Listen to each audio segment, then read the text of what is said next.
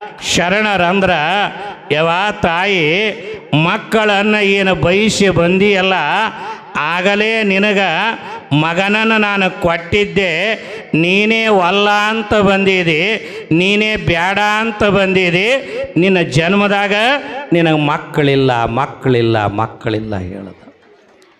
ಕಾರಣ ಈ ಕಥೆಯೊಳಗೆ ನಾವು ಏನು ಅರ್ಥ ಮಾಡ್ಕೋಬೇಕಾಗ್ಯದಂದ್ರೆ, ದೇವರ ಹತ್ತಿರ, ಗುರುಗಳ ಹತ್ತಿರ, ಶರಣರ ಹತ್ತಿರ ಹೋಗ್ಬೇಕಾದ್ರೆ ಬಾಗಿದ ತಲೆ, ಮುಗಿದ ಕೈ, ನಾನೆಂಬ ಭೋಗ, ನಾನೆಂಬ ರೋಗ ಬಿಟ್ಟು ಎಲ್ಲ ನಿಂದಪ್ಪ ಅನ್ನುವ ಭಾವದೊಳಗೆ ನಾವು ಹೋಗಬೇಕು.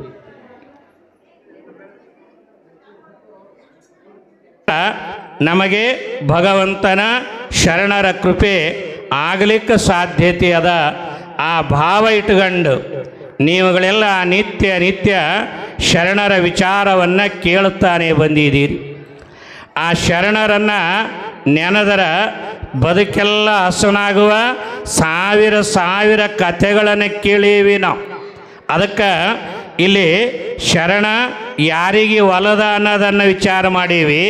ಶ್ರೀಮಂತರಿಗೆ ಒಲಿಯಲಿಲ್ಲ, ಆ ಬಡವಿಯ ಭಕ್ತಿಗೆ ಭಗವಂತ ಬಂಡಿ ತುಂಬ ಅಂತ ಸ್ವೀಕಾರ ಮಾಡಿದೇವಿನ ಶ್ರೀಮಂತಿಗೆ ಭಗವಂತ ಒಲಿಯಲ್ಲ.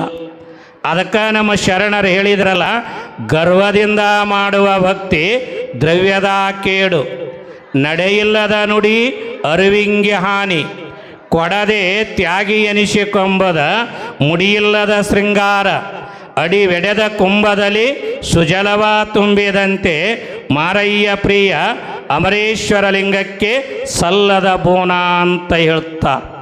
ಅದಕ್ಕೆ ಬಾಗಿದ ತಲೆ, ಮುಗಿದ ಕೈಯಾಗಿರುವ ಬಸವಣ್ಣ ಕಲ್ಯಾಣ ನಾಡನ್ನು ಕಟ್ಟದ. ಇವತ್ತು ದುರಹಂಕಾರಿಯಾಗಿರುವಂಥ ಹಿಟ್ಲರ ರಾಜ್ಯವನ್ನೇ ಹಾಳು ಮಾಡಿದ. ನೆನಪಿಡ್ರಿ, ಎಲ್ಲಿ ಬಾಗ್ಯಾದ 4 ದಿನ ಬಾಳುತ್ತದು.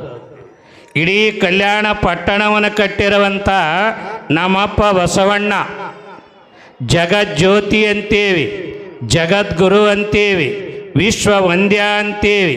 ಅಂಥ ಬಸವಣ್ಣನನ್ನು ಪಾರ್ಲಿಮೆಂಟ್ನೊಳಗಲ್ಲ, ಇಂಗ್ಲೆಂಡಿನೊಳಗೆ ಬಸವಣ್ಣನ ಮೂರ್ತಿ ಕುಂದ್ರಿಸ್ಯಾರ. ನೆನಪಿಡ್ರಿ, ನಾನು ಹೇಳ ಬಸವಣ್ಣ ಇಟ್ಟು ದೊಡ್ಡವದಾನ. ಆದರೆ ಇಟ್ಟು ದೊಡ್ಡವಿದ್ರನ ಬಸವಣ್ಣ ಹೆಂಗದಾನ? ಬಾಗಿದ ತಲೆ, ಮುಗಿದ ಕೈ. ಯಾರೋ ಬಸವಣ್ಣಗ ಭಕ್ತಿ ಭಂಡಾರಿ ಅಂತ ಕರೆದರಂತ.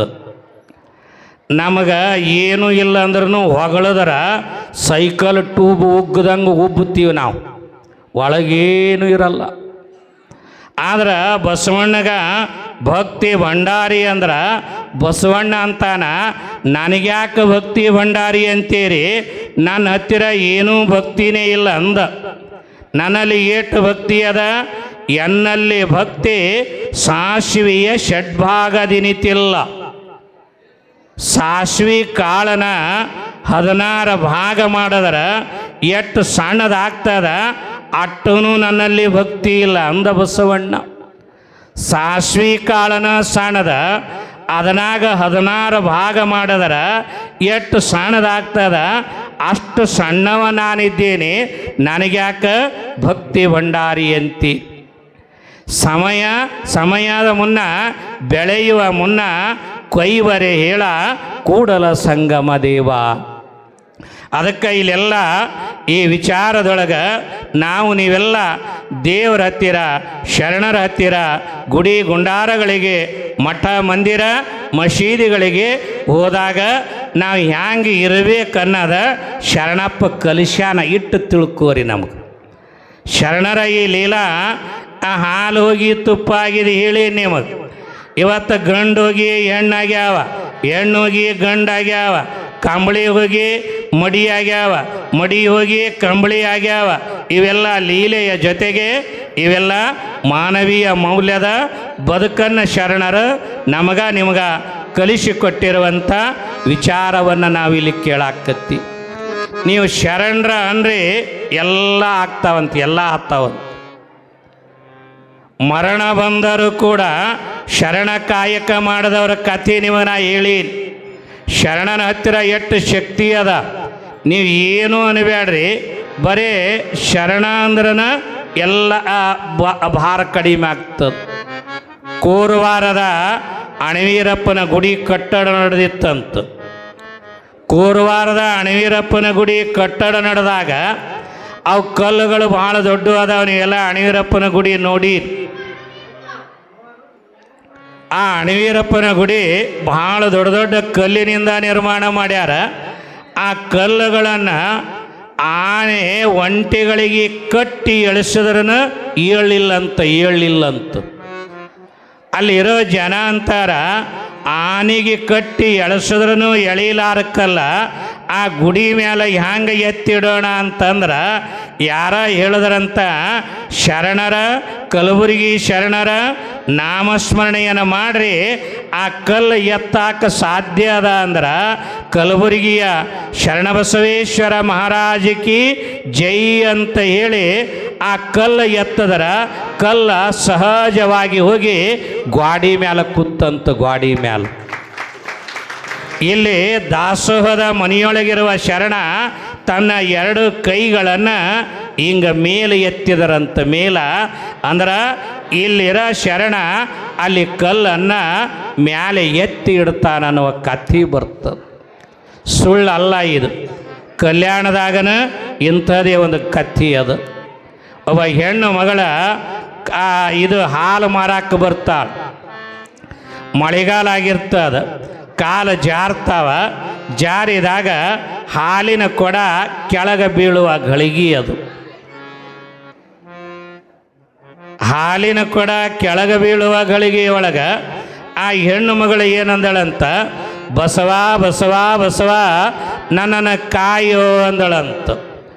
ಅರಮನೆಯಾಗಿರೋ ಬಸವಣ್ಣ, ಏನು ಬಿಜ್ಜಳನ ಅರಮನೆಯಾಗಿರೋ ಬಸವಣ್ಣ ಎರಡು ಕೈಗಳನ್ನು ಹಿಂಗೆ ಮಾಡಿದರ ಹಾಲಿನ ಕೊಡ ಮತ್ತೆ ಆ ತಾಯಿಯ ತಲೆಯ ಮೇಲೆ ಕುಂದಿರ್ತದ. ಇದೆಲ್ಲ ನಾಮದೊಳಗೆ ಶಕ್ತಿ ಅದ ಅನ್ನೋ ಕೇಳಾಕತ್ತಿ. ನೀವು ಯಾರ ನಾಮರ ಅಲ್ಲಿ, ನಿಮ್ಮ ಮನೆ ದೇವ್ರು ಯಾರದಾರ ಅವ್ರ ನಾಮ ಅನ್ರಿ, ನಿಮ್ಮ ಗುರುಗಳು ಯಾರದಾರ ಅವ್ರ ನಾಮ ಅನ್ರಿ. ಒಟ್ಟಿನ ಮೇಲೆ ನಿರ್ಮಲವಾಗಿರುವಂಥ ಮನಸ್ಸಿಟ್ಟುಕೊಂಡ ಆ ನಾಮ ಸ್ಮರಣೆಯನ್ನು ಮಾಡಿದರೆ ಅದರಾಗೊಂದು ಶಕ್ತಿ ಅದ. ಅದಕ್ಕೆ ದಾಸರು ಒಂದು ಮಾತು ಹೇಳ್ತಾರ, ನೀನು ಯಾಕೆ, ನಿನ್ನ ಹಂಗ್ಯಾಕ, ನಿನ್ನ ನಾಮದ ಬಲ ಒಂದಿದ್ದರೆ ಸಾಕು.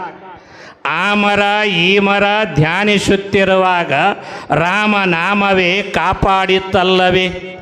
ಬಾಲೆಯರ ಸಭೆಯಲ್ಲಿ ಸೀರೆಯನ್ನು ಸೆಳೆವಾಗ ಕೃಷ್ಣ ಕೃಷ್ಣ ಎಂಬ ನಾಮ ಕಾಪಾಡಿತ್ತಲ್ಲವೇ. ಅದಕ್ಕೆ ನಾಮದೊಳಗೆ ರಾಮ ರಾಮನು ಅಂದ್ರೆ ವಾಲ್ಮೀಕಿಗೆ ರಾಮಲ್ಲಕ್ಕ ಬರಲಿಲ್ಲ, ಮರ ಮರ ಮರ ಅಂತಿದನಂತ. ಸಪ್ತ ಋಷಿಗಳ ರಾಮನು ಅಂದ್ರೆ ಮರ ಮರ ಅಂದ ಧ್ಯಾನ ಮಾಡಿರುವ ಆ ರಾಮನ ಮಹಿಮೆಯಿಂದ ಆ ವಾಲ್ಮೀಕಿಯ ರಾಮಾಯಣ ಗ್ರಂಥವನ್ನೇ ಬರೆದ ಈ ನಾಡಿನಾಗ. ರಾಮ ಅಲ್ಲಾಕ ಬರಲಾರ್ದವ ಗ್ರಂಥ ಬರದ. ತುಂಬಿದ ಸಭೆಯಲ್ಲಿ ದ್ರೌಪದಿಯ ಸೀರೆಯನ್ನು ಸೆಳೆಯುವಾಗ ಆ ದ್ರೌಪದಿ ಗಟ್ಟಿ ಹಿಡಿದಳು ಕೈ ಎಲ್ಲಿ ತನ ಗಟ್ಟಿ ಹಿಡಿದಳು, ಕೈ ನುಯ್ಯಾತನ ಗಟ್ಟಿ ಹಿಡಿದಳು. ಕೊನೆಗೆ ಕೈಗಳ ನುಯ್ಯಾಕತ್ತ ಆ ಸೀರೆಯನ್ನು ಬಿಟ್ಟ, ಕೃಷ್ಣ ಕೃಷ್ಣ ನನ್ನ ಮಾನ ಅಪಮಾನ ನಿನ್ನದು ಅಂತ ಹಿಂಗೆ ಕೈ ಎತ್ತದರ ಎಲ್ಲಿಯೋ ಇರುವ ಕೃಷ್ಣ ಅಕ್ಷಯಾಂಬರೆಯಾಗುವಂತ ಅರ್ಸದ ತಾಯಿಯ ಮೇಲಿನ ದ್ರೌಪದಿಯ ಮೇಲಿನ ಸೀರೆ ಜಗ್ಗಿ ಜಗ್ಗಿ ಜಗ್ಗಿ ಕೊನೆಗೆ ಆ ದುಶ್ಯಾಸನ ಕೆಳಗೆ ಬೀಳ್ತಾನೆ ವಿನ ಆ ತಾಯಿಯ ಮಾನ ಹೋಗುವುದಿಲ್ಲ. ಇದು ಎದರ ಮಹಿಮೆ? ನಾಮದ ಮಹಿಮೆ.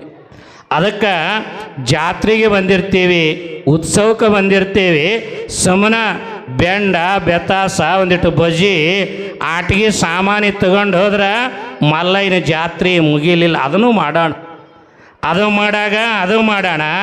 ಕೇಳಾಗ ಎರಡು ಒಳ್ಳೆಯ ಮಾತುಗಳನ್ನು ಕೇಳೋಣ. ಅದು ತಿಂದಿದ್ದ ಇವತ್ತು ನಾಳೆಗೆ ಹೋಗಿಬಿಡ್ತದೆ. ಆದ್ರೆ ಇಲ್ಲಿ ಕೇಳಿದ ಎರಡು ಮಾತು ಇಡೀ ನಿಮ್ಮ ಜೀವನಕ್ಕೆ ನಿಮ್ಮ ಬದುಕಿಗೆ ಆಶ್ರಯವಾಗ್ತವ. ಅಂಥ ಆಶ್ರಯದ ಮಾತುಗಳನ್ನು ನಾವೆಲ್ಲ